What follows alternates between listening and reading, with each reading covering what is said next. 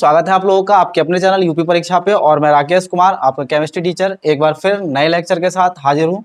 और जैसा कि आप सब जानते होंगे कि लास्ट लेक्चर जो था हमारा लास्ट लेक्चर था हाइड्राइडों के अपचायक गुण और उनकी विलेयता के बारे में। आज का हमारा टॉपिक है ऑक्साइड्स।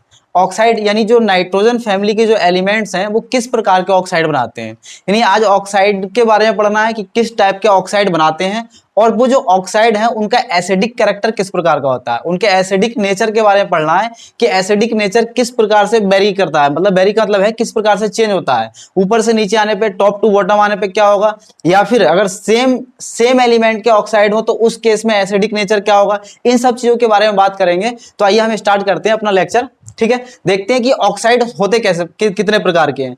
तो मैं जनरली अगर बात करूं तो जो नाइट्रोजन फैमिली के जो एलिमेंट हैं, तो नाइट्रोजन फैमिली के जो एलिमेंट हैं वो 3 प्रकार के ऑक्साइड बनाते हैं जनरल, जिनमें से कुछ जो है वो मेजर पाए जाते हैं और कुछ जो है माइनर पाए जाते हैं, या फिर कह सकते हैं कि वो उस फॉर्म में कम स्टेबल है या उस फॉर्म में कम मिलते हैं, दूसरी फॉर्म में मिलते हैं।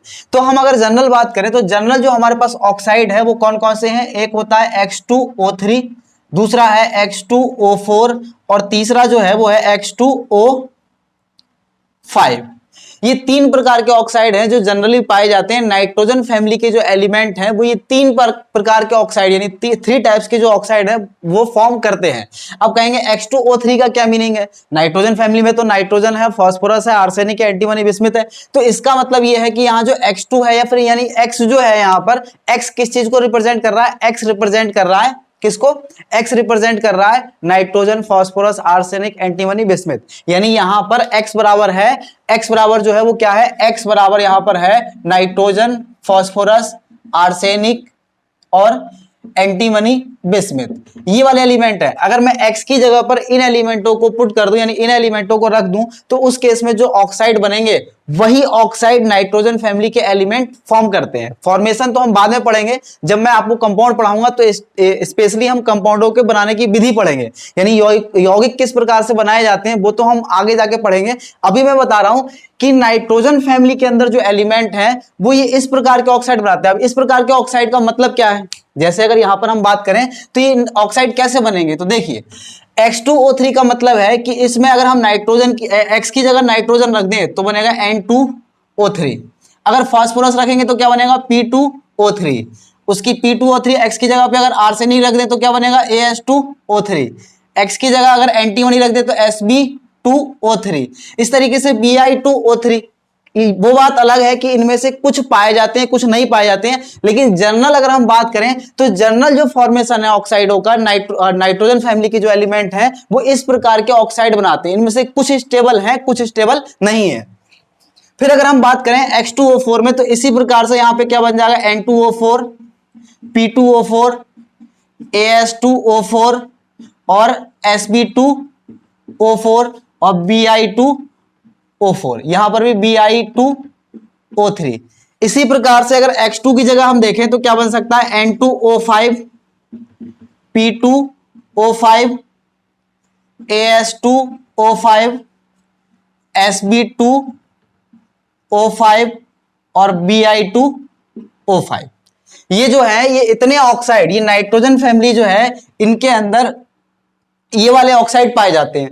अगर नाइट्रोजन के केस में हम देखें तो नाइट्रोजन के केस में 2 ऑक्साइड और पाए जाते हैं, 2 ऑक्साइड और पाए जाते हैं जो कि इन वाले केस में नहीं पाए जाते हैं, फास्फोरस, आर्सेनिक, एंटीमनी और बिस्मिथ। वो अगर 2 ऑक्साइड की अगर हम बात करें तो वो 2 एक्स्ट्रा कौन से हैं, NO और N2O, यानी नाइट्रिक ऑक्साइड और नाइट्रस ऑक्साइड। ये 2 ऑक्साइड जो है नाइट्रोजन वाले केस में एक्स्ट्रा है। बाकी जो है सभी ऑक्साइड जितने भी मैंने लिखे हैं बोर्ड पर, ये सारे के सारे ऑक्साइड कौन बनाते हैं, नाइट्रोजन फैमिली के एलिमेंट बनाते हैं। लेकिन नाइट्रोजन वाले केस में ये 2 ऑक्साइड जो है ये 2 ऑक्साइड एक्स्ट्रा है। ये दोनों के दोनों जो ऑक्साइड है वो एक्स्ट्रा है और कंपाउंडों में नहीं पाया जाता। जैसे PO नहीं बनता है, P2O नहीं बनता है। तो इसका रीजन जो है अगर कहीं ना कहीं हम बात करें तो आप सब जानते हैं कि लास्ट लेक्चर में जो हमारी बात हुई थी, तो लास्ट लेक्चर में मैंने आप लोगों से बात किया था कि नाइट्रोजन के अंदर एक स्पेशल प्रॉपर्टी है। वो प्रॉपर्टी क्या है, P pi bonding. P pi bonding होने की वजह से नाइट्रोजन और ऑक्सीजन के केस में पी पाई बॉन्डिंग हो जाएगी, लेकिन फास्फोरस या फिर आर्सेनिक या फिर टॉप टू बॉटम जब आते हैं तो पी पाई बॉन्डिंग ना पाए जाने की वजह से ये वाले कंपाउंड उनमें फॉर्मेशन नहीं होता है। लेकिन नाइट्रोजन वाले केस में नाइट्रोजन और ऑक्सीजन के बीच में बहुत अच्छी तरीके से पी पाई बॉन्डिंग होती है, जिसकी वजह से नाइट्रोजन के कुछ ऑक्साइड जो है वो एक्स्ट्रा बनते हैं। ठीक, तो ये तो बात हो गई ऑक्साइड की कि ऑक्साइड किस प्रकार के पाए जाते हैं नाइट्रोजन फैमिली के अंदर। अब हम बात करते हैं कि जो ऑक्साइड है, इन ऑक्साइडों का एसिडिक नेचर कैसा होगा।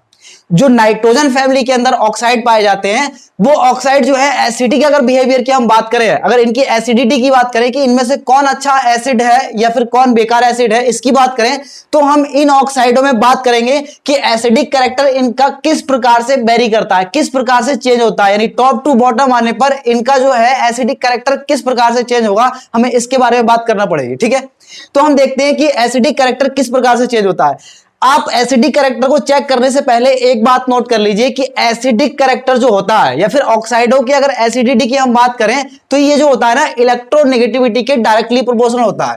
अगर हम बात करें तो जो एसिडिक कैरेक्टर है, एसिडिक कैरेक्टर यानी अम्लीय गुण की अगर हम बात करें, अम्लीय गुण की, तो अम्लीय गुण जो होता है वो डायरेक्टली प्रोपोर्शनल होता है इलेक्ट्रोनेगेटिविटी के। इलेक्ट्रोनेगेटिविटी का मतलब क्या है, अगर विद्युत ऋणात्मकता बढ़ेगी तो अम्लीयता बढ़ेगी। इसका मतलब क्या है कि अगर कोई एलिमेंट बहुत ज्यादा इलेक्ट्रोनेगेटिव है यानी विद्युत ऋणात्मकता है, विद्युत ऋणी है, तो उस केस में वो जो है ज्यादा एसिडिक होगा। आप सिंपल सा याद रखिए कि जो एसिडिक कैरेक्टर है वो इलेक्ट्रोनेगेटिविटी के डायरेक्टली प्रोपोर्शनल होता है। आप कहेंगे इसका क्या रीजन है, एसिडिक कैरेक्टर से इसका क्या लेना देना है।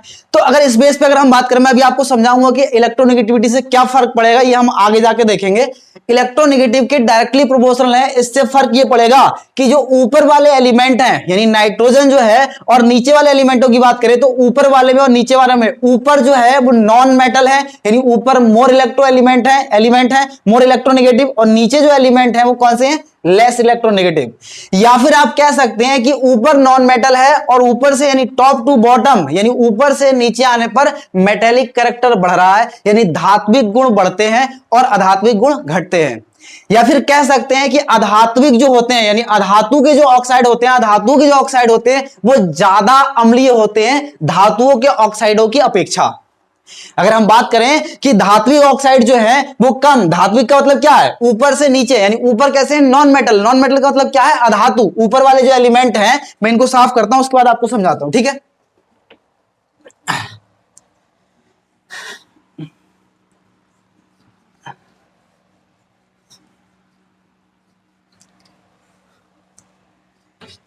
देखिए ऊपर जो एलिमेंट है वो कौन है, नाइट्रोजन, फास्फोरस, आर्सेनिक, एंटीमनी और बिस्मिथ। ये एलिमेंट है हमारे पास नाइट्रोजन फैमिली में, और ये सबके सब क्या है, सबकी टेंडेंसी है फॉर्मेशन करने की ऑक्साइड। ये सब ऑक्साइड बनाते हैं और अलग अलग टाइप के ऑक्साइड बनाते हैं। हम बात कर रहे हैं कि इन ऑक्साइडों में एसिडिक नेचर किसका ज्यादा है और किसका कम है, कौन ज्यादा एसिडिक है और कौन कम एसिडिक है। इस प्रकार के क्वेश्चन बहुत ज्यादा कंपटीशनों में पूछा जाता है, नीट के एग्जाम हो या फिर आईआईटी का एग्जाम हो, बहुत सारे एग्जाम में पूछा जाता है कि एसिडिक कैरेक्टर के बारे में आप बताइए। ठीक, तो हम बात कर रहे हैं कि मैं ये कह रहा था कि जो नॉन मेटल होते हैं, नॉन मेटल की जो ऑक्साइड हैं वो ज्यादा एसिडिक होते हैं यानी ज्यादा अम्लीय होते हैं। नॉन मेटल का मतलब है अधातु, यानी अधातु जो होते हैं, अधातुओं के जो ऑक्साइड होते हैं वो ज्यादा एसिडिक होते हैं, ज्यादा अम्लीय होते हैं। इसका मतलब ये हो गया ऊपर से नीचे आने पे एसिडिक वो धात्विक गुण जो है वो क्या होता है, बढ़ता है। ऊपर से नीचे आने पे धात्विक गुण बढ़ता है, और धात्विक गुण बढ़ेगा तो क्या घटेगा, क्या घटेगा, उस केस में अम्लीय गुण जो है यानी इनके जो ऑक्साइड हैं वो कम अम्लीय होंगे। ये बात हो गई। और फिर मैंने आपको एक बात बताई थी कि जो मोर इलेक्ट्रोनेगेटिव होगा यानी एसिडिटी जो है यानी एसिडिक कैरेक्टर जो है वो विद्युत ऋणात्मकता के क्या है, डायरेक्टली प्रोपोर्शनल है। डायरेक्टली प्रोपोर्शनल का मतलब है समानुपाती है, यानी जितना ज्यादा मोर इलेक्ट्रोनेगेटिव यानी जितना ज्यादा इलेक्ट्रोनेगेटिव एलिमेंट होगा उसका ऑक्साइड उतना ही ज्यादा एसिडिक होगा। इसका रीजन क्या है मैं बस कुछ टाइम बाद बताऊंगा आपको, 2-4 मिनट रुकिए बस। तो हम ये बात कर रहे हैं कि इसका मतलब ये हो गया कि नाइट्रोजन वाले केस में जो ऑक्साइड है, नाइट्रोजन के जो ऑक्साइड है वो मोर एसिडिक है, और बिस्मिथ के जो ऑक्साइड होंगे वो कैसे होंगे, लेस एसिडिक होंगे। ये तो बात हो गई जनरल।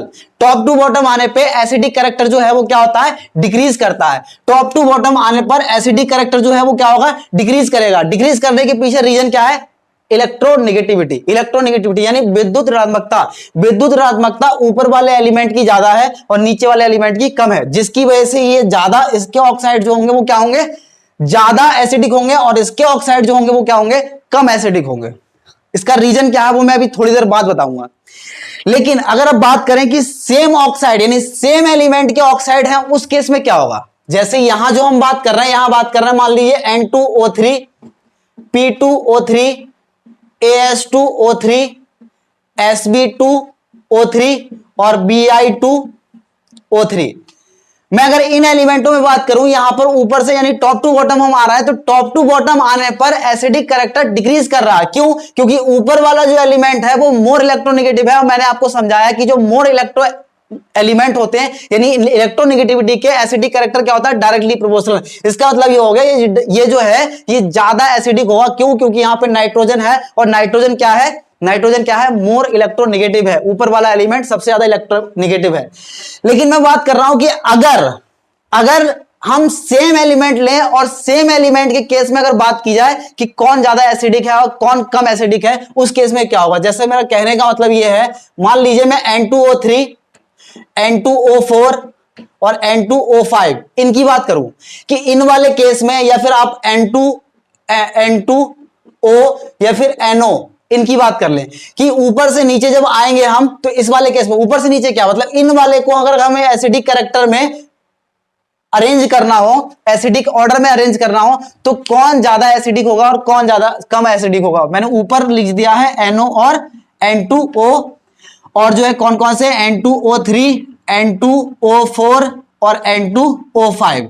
इन वाले ऑक्साइडों को एसिडिक नेचर के बेस पे अगर हमें डिसाइड करना हो कि कौन ज्यादा एसिडिक है और कौन कम एसिडिक है, उस केस में आप कैसे इसका आंसर देंगे, उस केस में आप कैसे इसका आंसर देंगे। तो यहां तो बात हो रही थी इलेक्ट्रोनेगेटिविटी की, यानी विद्युत ऋणात्मकता जितनी ज्यादा एसिडिक कैरेक्टर उतना ज्यादा। लेकिन यहां तो सारे के सारे एलिमेंट सेम है, इसमें भी नाइट्रोजन, इसमें भी नाइट्रोजन, इसमें भी नाइट्रोजन, इसमें भी नाइट्रोजन, यानी यहां तो बवाल हो गया। अब कैसे डिसाइड करें, अब इसको हम कैसे एक्सप्लेन करेंगे कि यहां पर किसकी इलेक्ट्रोनेगेटिविटी ज्यादा और किसकी इलेक्ट्रोनेगेटिविटी कम। इस वाले केस में तो प्रॉब्लम हो जाएगी, और जब प्रॉब्लम हो जाएगी तो उस प्रॉब्लम का सॉल्यूशन हमें ढूंढना होगा। तो यहां जब हम बात करेंगे ना, तो यहां बात करेंगे ऑक्सीडेशन स्टेट पे। ऑक्सीडेशन स्टेट का मतलब है जिसकी ऑक्सीकरण संख्या ज्यादा होगी वो ज्यादा एसिडिक होगा, जिसकी ऑक्सीकरण संख्या ज्यादा होगी वो ज्यादा एसिडिक होगा। ये ऐसा क्यों होगा, उसका रीजन बताते हैं। अगर यहां पर नाइट्रोजन की आप ऑक्सीकरण संख्या निकालें तो +1 आएगा, इस वाले केस में +2, इस वाले केस में +3, इस वाले केस में +4 और इस वाले केस में +5। जिसकी ऑक्सीकरण संख्या जितनी ज्यादा वो उतना ही ज्यादा एसिडिक। तो इसका मतलब N2O5 जो है वो मोर एसिडिक होगा। N2O5 जो होगा वो क्या होगा, मोर एसिडिक होगा। मोर एसिडिक का मीनिंग क्या है, मोर एसिडिक है ये ज्यादा एसिड होगा, ये ज्यादा एसिडिक होगा। इसका मतलब जो है हम थोड़ी देर बाद पढ़ेंगे कि एसिडिक का मतलब क्या है, या फिर एसिडिक क्यों कह रहे हैं इनको। क्योंकि एसिडिक की अगर परिभाषा अगर देखी जाए तो जनरली हम एसिड किसको कहते हैं, एसिड हम उसको कहते हैं जो H+ दे, यानी प्रोटॉन देने की जिसकी टेंडेंसी ज्यादा होती है उसको हम एसिड कहते हैं। तो यहां पर हम इसको एसिड बोल रहे हैं, बल्कि इसमें तो प्रोटॉन है ही नहीं कहीं से कहीं तक। जब यहां प्रोटॉन नहीं है तो फिर इसको हम क्यों कह रहे हैं कि ये एसिडिक ज्यादा है। H+ देने की टेंडेंसी जो होती है, जैसे आप लोगों ने बचपन से पढ़ा होगा, जो H+ देते हैं उसको एसिड और जो H+ एक्सेप्ट करते हैं उसको बेस कहते हैं। तो यहां तो H+ है नहीं, फिर हम यहां एसिड बेस की बात क्यों कर रहे हैं, तो मैं थोड़ी देर बाद आपको बताऊंगा कि क्या होता है। तो यहां पर N2O5 जो है वो मोर एसिडिक होगा। क्यों? क्योंकि यहां पर जो इसकी इलेक्ट्रोनेगेटिविटी वो इसकी जो ऑक्सीडेशन संख्या है, यानी ऑक्सीडेशन नंबर जो है, ऑक्सीकरण संख्या जो है वो क्या है, +5। मैंने कहा जब सेम एलिमेंट हो उस केस में हम डिसाइड करेंगे एसिडिटी किस बेस पे, अम्लता किस बेस पे बात करेंगे, ऑक्सीकरण संख्या के बेस पे। जिसकी ऑक्सीकरण संख्या ज्यादा वो उतना ही ज्यादा अम्लीय, जिसकी ऑक्सीकरण संख्या ज्यादा वो उतना ही ज्यादा अम्लीय। इसका रीजन क्या है, इसका रीजन यह है कि ऑक्सीकरण संख्या बढ़ने से इलेक्ट्रोनेगेटिविटी बढ़ती है। इसका आंसर आप नोट कर लीजिए यहां पर। इसका आंसर क्या है, इलेक्ट्रोनेगेटिविटी जो है डायरेक्टली प्रोपोर्शनल होती है ऑक्सीडेशन नंबर के, ऑक्सीडेशन नंबर के यानी ON के। ON का मतलब है कि ON जितना ज्यादा इलेक्ट्रोनेगेटिविटी ज्यादा। इलेक्ट्रोनेगेटिविटी क्यों ज्यादा होगा, ON के डायरेक्टली प्रोपोर्शनल क्यों है, क्योंकि देखिए इस पे +1 चार्ज है और इसमें कितना है, +5 चार्ज है। +5 चार्ज का मतलब क्या, +5 चार्ज का मतलब है कि 5 इलेक्ट्रॉन निकल गए और सारा का सारा इसमें प्रोटॉन है, और प्रोटॉन इलेक्ट्रॉन नेगेटिव का मीनिंग क्या होता है पहले ये बताओ। इलेक्ट्रोनेगेटिव का मीनिंग क्या है? जो इलेक्ट्रॉन खींचने की टेंडेंसी जिसकी ज्यादा हो। तो इलेक्ट्रॉन खींचने की टेंडेंसी किसकी ज्यादा होगी? +1 वाले की या +5 वाले की? तो +5 वाले की। इसका मतलब इलेक्ट्रॉन खींचने की टेंडेंसी नाइट्रोजन वाले केस में जब +5 ऑक्सीडेशन स्टेट होती है उसकी ज्यादा होगी। तो इस वाले केस में अगर हम बात करें तो ये मोर इलेक्ट्रोनेगेटिव होगा। सेम एलिमेंट होने के बाद भी यहां पर नाइट्रोजन पे +5 ऑक्सीडेशन स्टेट है जिसकी वजह से ये ज्यादा इलेक्ट्रोनेगेटिव। और मैंने आपको अभी समझाया थोड़ी देर पहले कि इलेक्ट्रोनेगेटिविटी जो है यानी विद्युत ऋणात्मकता जो है वो क्या होता है? एसिडिक कैरेक्टर के यानी अम्लीयता के डायरेक्टली प्रोपोर्शनल होता है। तो इस वाले केस में जिसकी ऑक्सीकरण संख्या ज्यादा वो ज्यादा एसिडिक होगा। समझ में आ गई बात? तो यहां बात हो गई एसिडिटी की। तो हमने इस वाले केस में भी देख लिया टॉप टू बॉटम किसी प्रकार का ऑक्साइड हो, N2O3 के केस में हो, N2O4 के केस में हो या फिर N2O5 के केस में हो, यानी इस टाइप के ऑक्साइड हो या फिर जो हम P2O4 की बात कर रहे थे यानी N2O4 टाइप के जो ऑक्साइड होंगे वो, या फिर P2O5 टाइप के जो ऑक्साइड होंगे या N2O5 टाइप के ऑक्साइड सारे होंगे, टॉप टू बॉटम आने पर क्या होगा? टॉप टू बॉटम आने पर एसिडिटी घटेगी यानी एसिडिक कैरेक्टर घटेगा। लेकिन जब सेम एलिमेंट हो और उस केस में ऑक्साइड बनते हो, सेम एलिमेंट हो और उस केस में ऑक्साइड बनते हो, तो उस केस में इसका आंसर कैसे दिया जाएगा? उस केस में इसका आंसर देंगे हम किस बेस पे? ऑक्सीडेशन नंबर के बेस पे यानी ऑक्सीकरण संख्या के बेस पे। और ऑक्सीकरण संख्या के बेस पे कैसे? क्योंकि हम जानते हैं इलेक्ट्रोनेगेटिविटी जो है वो ऑक्सीडेशन नंबर के डायरेक्टली प्रोपोर्शनल है यानी ऑक्सीकरण संख्या के समानुपाती है। जितना ज्यादा चार्ज उसकी इलेक्ट्रोनेगेटिविटी उतनी ज्यादा। क्योंकि नाइट्रोजन पे अगर +1 पाया जाए और नाइट्रोजन पे +5 पाया जाए तो आप सब जानते हैं कि नाइट्रोजन जब +5 की फॉर्म में होगा तो ज्यादा इलेक्ट्रोनेगेटिव होगा, मोर इलेक्ट्रोनेगेटिव होगा। यानी नाइट्रोजन का N2O5 वाला जो कंपाउंड है, ऑक्साइड है, वो ज्यादा एसिडिक है। एक बात तो ये हो गई। मैंने आपको दो तरीके बताए कि टॉप टू बॉटम और सेम एलिमेंट हो उस केस में।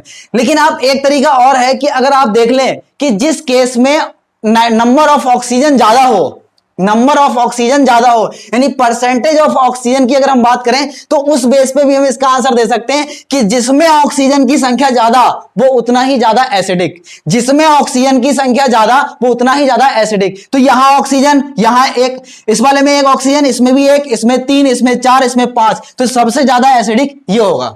डिफरेंट एलिमेंट के केस, सेम एलिमेंट के केस में हम नंबर ऑफ ऑक्सीजन के बेस पे ही बात कर सकते हैं। सही है।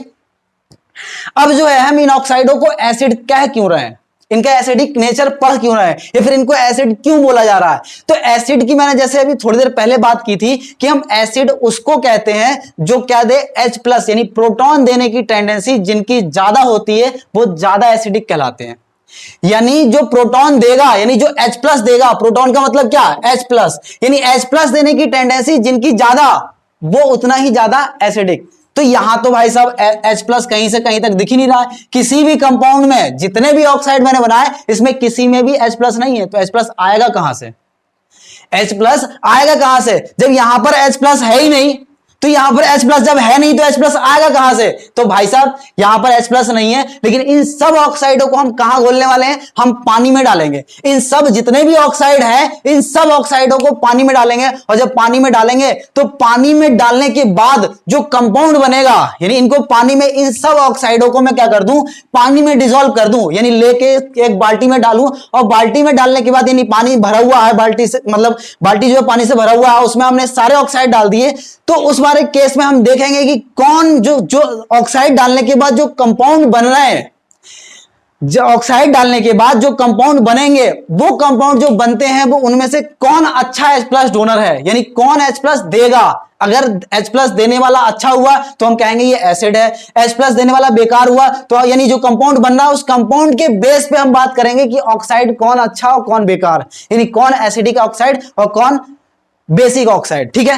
तो ऊपर से नीचे आने पे एसिडिक कैरेक्टर क्या होता है? डिक्रीज। लेकिन बेसिक कैरेक्टर क्या होगा? इंक्रीज। अगर हम ऊपर से नीचे बात करें तो एसिडिक कैरेक्टर क्या है?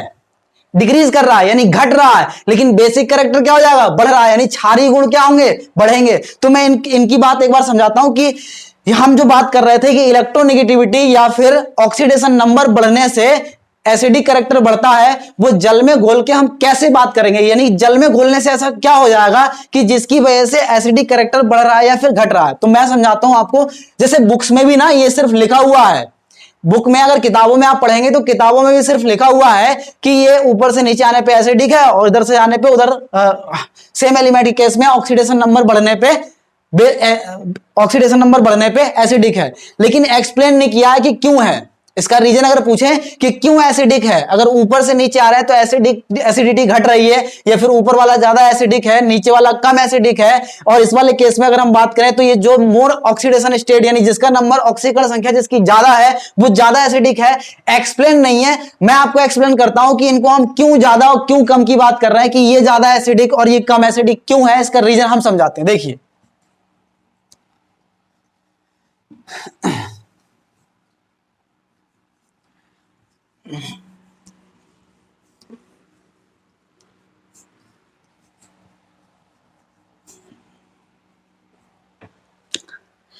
आइए देखते हैं कि जो ऑक्साइड है वो उनका एसिडिक कैरेक्टर किस बेस पे बात कर रहे हैं, कि ऑक्साइड जो है एसिडिक है, लेकिन एसिडिक होने के पीछे जो रीजन है वो रीजन क्या है। मतलब हम कह रहे हैं कि ऊपर वाला ज्यादा एसिडिक यानी टॉप के जो एलिमेंट है यानी नाइट्रोजन जो है, नाइट्रोजन या फिर फास्फोरस वो ज्यादा एसिडिक है, बीच वाले जो होते हैं ना वो उभयधर्मी होते हैं, नाइट्रोजन और फास्फोरस, और इसके नीचे आर्सेनिक और एंटीमनी जो है ये जो है उभयधर्मी का मतलब है ये अम्ल और क्षार दोनों से क्रिया कर लेते हैं, उभयधर्मी की तरह काम करते हैं। ठीक है, एम्फोटेरिक बोलते हैं इनको इंग्लिश में, ऊपर वाला एसिडिक फिर एम्फोटेरिक और फिर जो है बेसिक। ठीक है, कुछ कंपाउंड नीचे भी एसिडिक है लेकिन एसिडिक कैरेक्टर उनका डिक्रीज होता है यानी घटता है, बार बार बता रहा हूं मैं यही बात।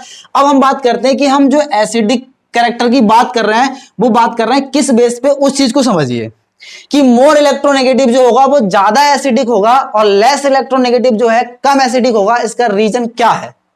अगर हम बात करें कि ऊपर वाला ज्यादा एसिडिक और नीचे वाला कम एसिडिक, इसका रीजन क्या है, क्यों हम ऐसी बात कर रहे हैं, तो मैं आपको समझाता हूं। देखिए हम इनको घोलने वाले कहां हैं, क्योंकि आप सब जानते हैं एसिड की डेफिनेशन क्या है, अम्ल की परिभाषा क्या है, कि जलीय विलयन में घोलने पर जो H+ देने की जिसकी टेंडेंसी होगी, यानी जल में घोलने पर जो H+ देता है उसको हम क्या कहते हैं, एसिड कहते हैं, उसको क्या कहते हैं, अम्ल कहते हैं।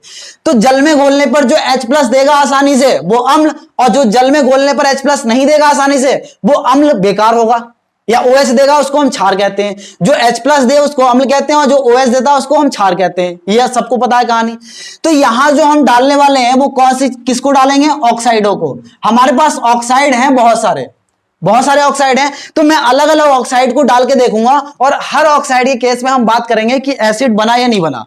जैसे मान लीजिए पहले हम डालते हैं, फर्स्ट नंबर पे डालेंगे, यहां पर पहले नंबर पे कौन, N2O3, दूसरे नंबर पे P2O3, तीसरे पे डालेंगे AS2O3 और फोर्थ पे डालेंगे मान लीजिए Sb2O3 और फिफ्थ कौन सा है, Bi2O3। इन सब ऑक्साइडों को हम इसमें डाल रहे हैं, यानी पानी के अंदर डाल रहे हैं, हाइड्रोलिसिस करा रहे हैं, जल अपघटन करेंगे। मान लीजिए इसके अंदर वाटर के अंदर डाल के इसका हाइड्रोलिसिस करेंगे। ठीक, जब हाइड्रोलिसिस करेंगे, मान लो पहले नंबर पे हमने N2O3 डाला, यानी नाइट्रोजन का जो ऑक्साइड है, हमने ये ऑक्साइड डाला सबसे फर्स्ट पहले केस में।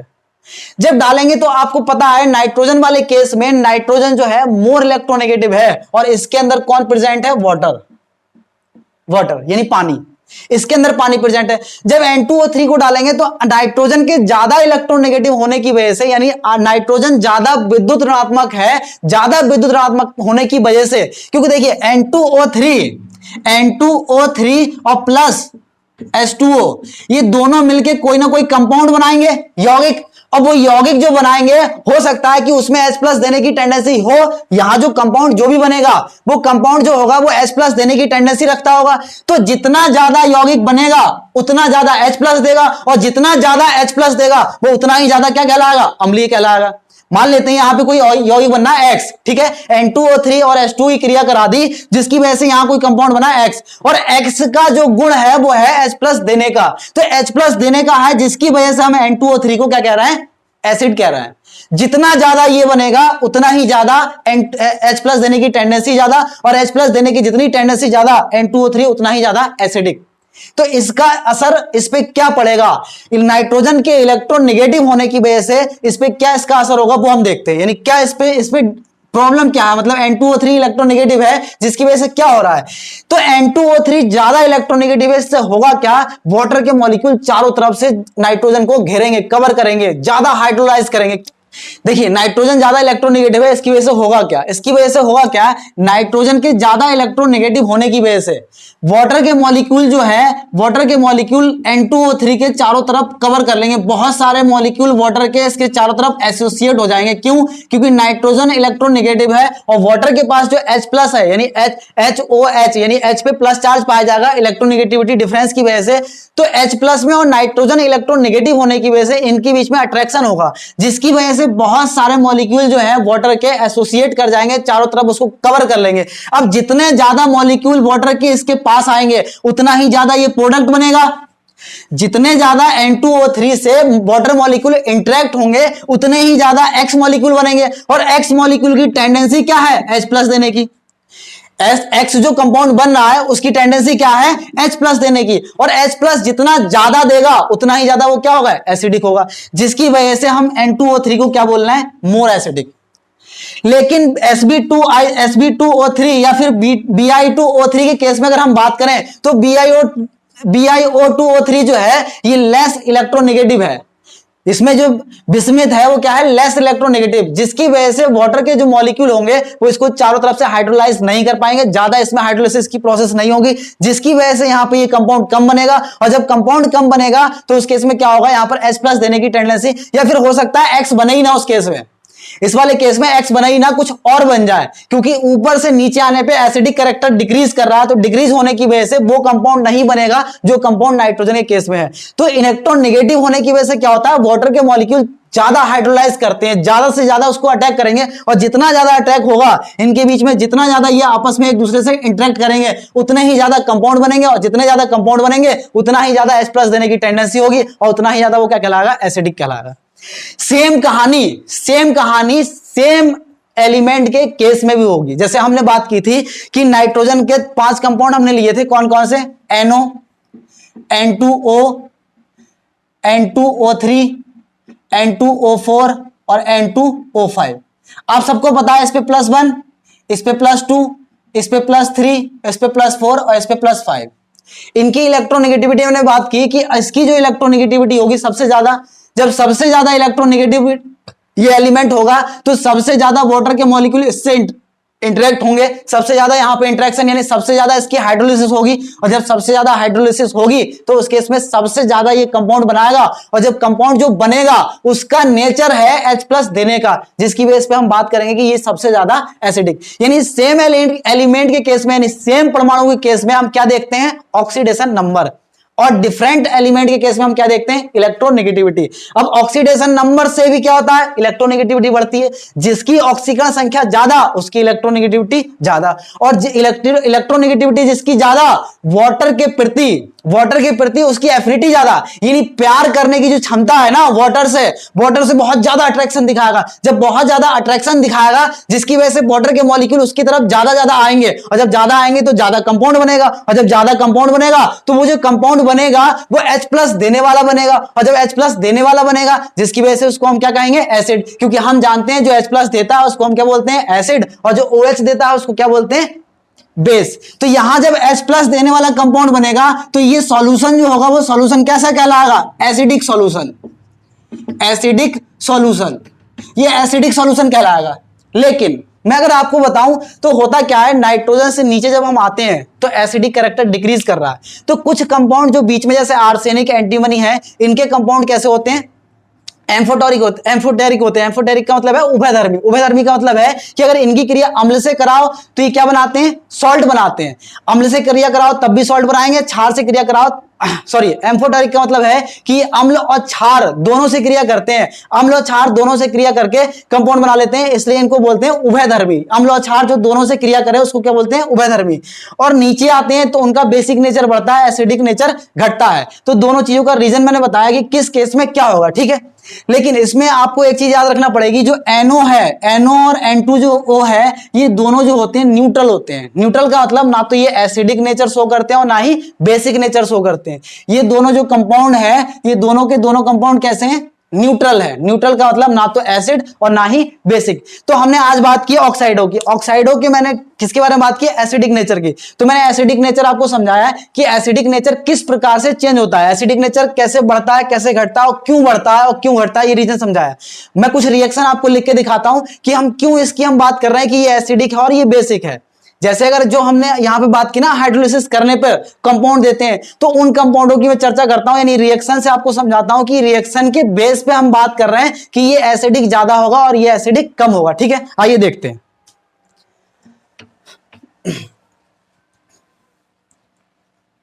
देखिए, आइए देखते हैं, कुछ रिएक्शन समझते हैं कि किस रिएक्शन के बेस पे हम कैसे बात कर सकते हैं कि ये ऑक्साइड जो है एसिड है या क्या है।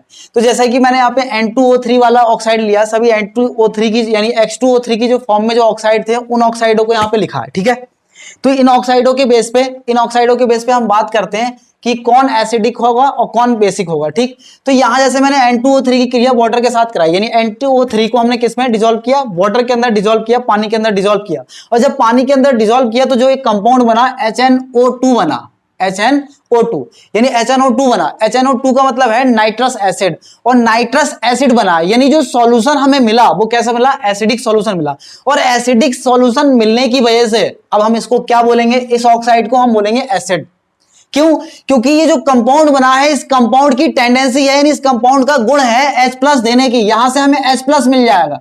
जो ये नाइट्रस एसिड बना है ना, यहां से H+ मिल जाएगा। अब H+ मिलेगा, इसी की वजह से हम इसको क्या कह रहे हैं? एसिड। वैसे तो देखा जाए तो इसमें H+ है ही नहीं। अगर ऑक्साइड के अंदर हम झांके देखें कि यहां पर H+ जब है नहीं तो H+ मिल क्यों रहा है? तो H+ यहां से नहीं मिल रहा है। H+ इसको नाइट्रस ऑक्साइड को हम पानी में जब डिसॉल्व कर रहे हैं तो डिसॉल्व करने के बाद जो कंपाउंड मिल रहा है वो कंपाउंड जो है वो ऐसा है जो H+ दे रहा है, जिसकी वजह से वो सॉल्यूशन कैसा है? एसिडिक। इसी की वजह से हम इस ऑक्साइड को क्या बोल रहे हैं? एसिडिक बोल रहे हैं, यानी इसका एसिडिक कैरेक्टर होगा। इसी तरीके से जब हम P2O3 को वाटर में डिसॉल्व करेंगे, पानी के अंदर डिसॉल्व करेंगे, तो H3PO3 बनेगा, ऑर्थोफॉस्फोरस अम्ल बनता है। ये भी कैसा है? एसिडिक है। इसका भी नेचर है कैसा? एसिडिक, यानी ये भी H+ देने की टेंडेंसी रखता है। वो बात अलग है कि ये ज्यादा एसिडिक होगा और ये कम एसिडिक होगा। क्यों? क्योंकि ये H+ कम डोनेट करता है, वो ज्यादा डोनेट करता है। लेकिन इसके नीचे अगर हम आए, इससे नीचे आए P2O3 से, तो मैंने आपको कहा था ऊपर से नीचे आने पर क्या कैरेक्टर घटता है? एसिडिक कैरेक्टर घटता है, यानी अम्लीय गुण जो है ऑक्साइडों की वो अम्लता घटती है। तो यहाँ पे AH2O3 जो हमने लिखा है आर्सेनिक ऑक्साइड, उसकी क्रिया अगर हम अम्ल से कराएं, क्योंकि ये वाटर के साथ रिएक्ट नहीं करते हैं, अगर इनकी क्रिया अम्ल से कराएं तो अम्ल से कराने पर जो सॉल्वेंट मिलेगा, यानी जो सॉल्यूशन हमें मिलता है, जो सॉल्यूशन मिलता है वो कैसा होता है? बेसिक होता है। अगर अम्ल के साथ आर्सेनिक ऑक्साइड की क्रिया कराते हैं तो जो सॉल्यूशन हमें मिल रहा है वो कैसा है? बेसिक मिल रहा है।